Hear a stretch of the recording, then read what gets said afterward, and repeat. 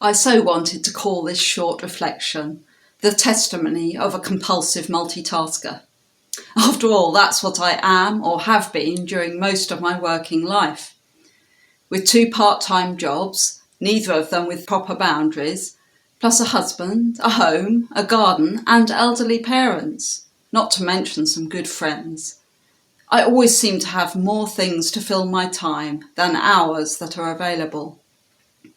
In August, we've been continuing our Sabbath theme, picking some ideas from John Mark Comer's book, The Ruthless Elimination of Hurry, and thinking about how to live slower and more restful lives, just like Jesus did, following his example, in fact.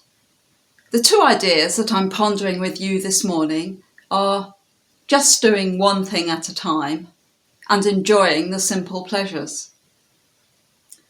I wonder, how much of your day do you spend trying to do more than one thing at a time? Read or listen to the news while eating breakfast? Catch up on a podcast while going for a run? Persuading one child to pack their school bag while getting another dressed? Watching TV while eating your dinner? Messaging friends while out with your children? How many more can you think of? In the middle of the Old Testament, we find this book of Ecclesiastes, known as one of the wisdom books, which includes the beautiful poem about time, which Helen and Rebecca read for us.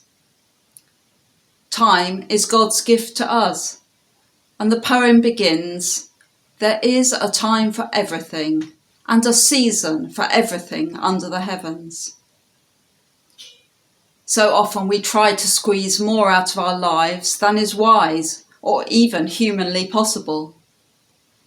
In this coronavirus season, I've been struck by the dichotomy between those who have had little to do, because their jobs have been furloughed maybe, and those who are working, including homeschooling, much longer hours than they ever did before. Into all of this muddle, God speaks this word about time, and it ends with an interesting question about striving, asking, what do people really get for all their hard work? In these weeks, where we've been intentionally thinking about what it means to be a Sabbath people, to move from being restless to being restful, I've observed in myself that multitasking has a very obvious impact on me. It makes my brain tired and weary. Decision-making becomes tougher, and it's hard to switch off at night.